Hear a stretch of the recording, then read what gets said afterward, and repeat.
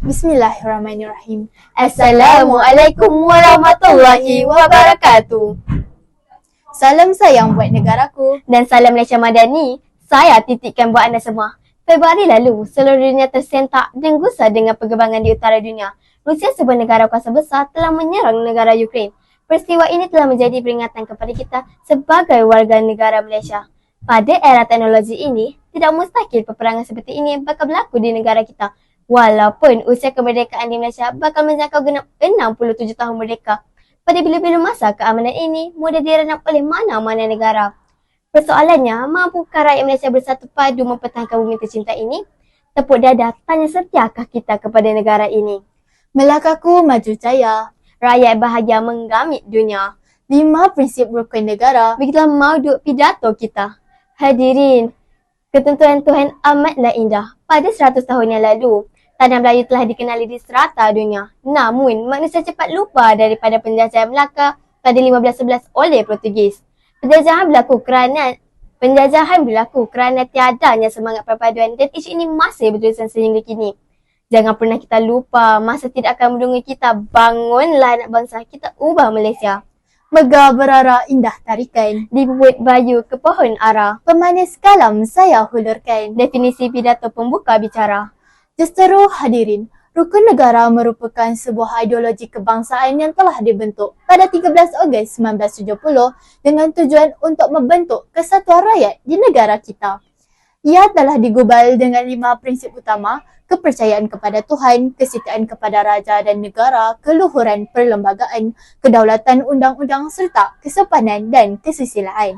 Kata mereka, rakyat yang berbilang bangsa dan budaya mustahil untuk hidup harmoni bersama. Namun hari ini kami akan membawa anda bersama-sama memahami hasrat bumiku Malaysia dalam membentuk perpaduan bangsa menerusi penghayatan rukun negara.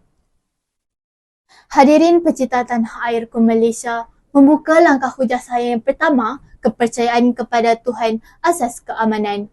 Demi meraihkan kepelbagaian di negara kita, kepercayaan kepada Tuhan diletakkan di tangga pertama ideologi rukun negara. Biarpun agama Islam dimaktubkan sebagai agama rasmi persekutuan, namun agama-agama lain masih bebas diamalkan tanpa sebarang halangan. Tanpa nilai dan toleransi dalam agama, tidak mustahil akan berlaku pergaduhan dan perbalahan.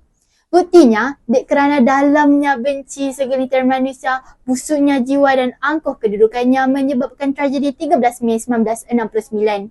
Dahulu, kita berbumbung langit yang sama, namun kerana berbezanya agama, nenek dan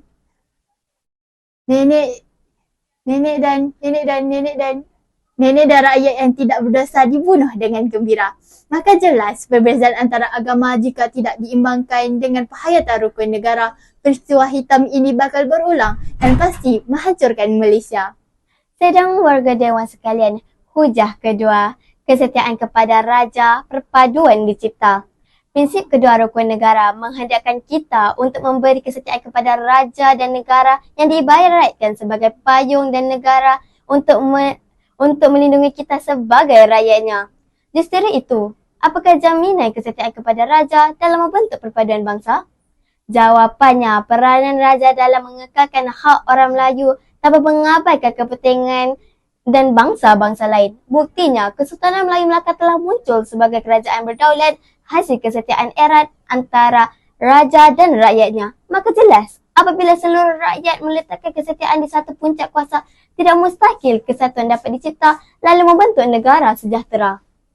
Warga Dewan, sedih dan luluh hati ini apabila sebenarnya rakyat kita masih dan belum benar-benar menghayati prinsip keluhuran perlembagaan dan kedaulatan undang-undang. Jika benar kita mempraktikkan rukun ini, mengapa masih berlaku pertikaian tentang hak kaum Melayu dan pribumi? Jika benar kita memahami undang-undang, mengapa perlembagaan persekutuan masih belum kita turuti? Katanya mahu teguhkan negara melalui perpaduan, tetapi mengapa di saat ini UEC masih disokong dan ingin diteruskan? Di manakah perjuangan bahasa Melayu adalah untuk perpaduan? Di mana mahu belajar arti kesetiaan? Kita sendiri yang memecah belahkan identiti negara bangsa.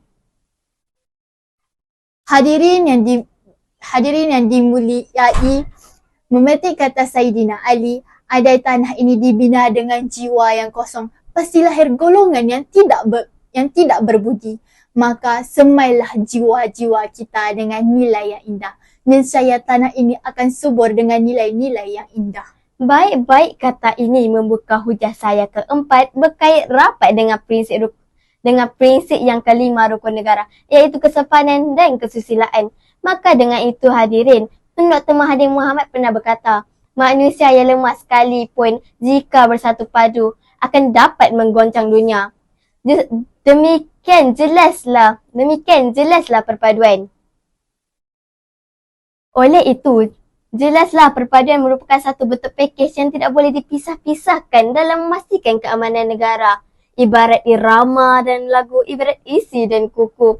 Kedua-duanya sama dipacu bagi membentuk tamadun yang jitu. Pergaduhan dan pertelingkahan tidak mustahil akan berlaku jika nilai kesopanan dan kesusilaan yang tinggi tidak diterapkan dari awal lagi. Sudah jelas kini kita didendangkan dengan konsep Malaysia Madani. Konsep ini menggunakan simbolisme kepada rukun negara selaku asas ideologi Malaysia, manakala bulatan tapak tangan berwarna biru menandakan kebulatan, muafakat dan perpaduan dalam kalangan rakyat Malaysia. Hadirin sekalian, rumusannya tidak perlu kita terbang ke langit yang tinggi untuk mencari secebis perpaduan kerana rukun negara telah hadir di saat kita sudah berputus asa untuk hidup persengketaan. 5 prinsip ini tunjukkan dengan jiwa kita, zahirkan dengan perbuatan yang murni dan hayatilah dengan penuh akal dan budi. Mari teman, mari saudara, kita cari semua rukun negara yang kita tinggalkan. Wawasan yang lupakan Dan berjuang demi tanah kemerdekaan. demi Malaysiaku daripada anak pertiwimu.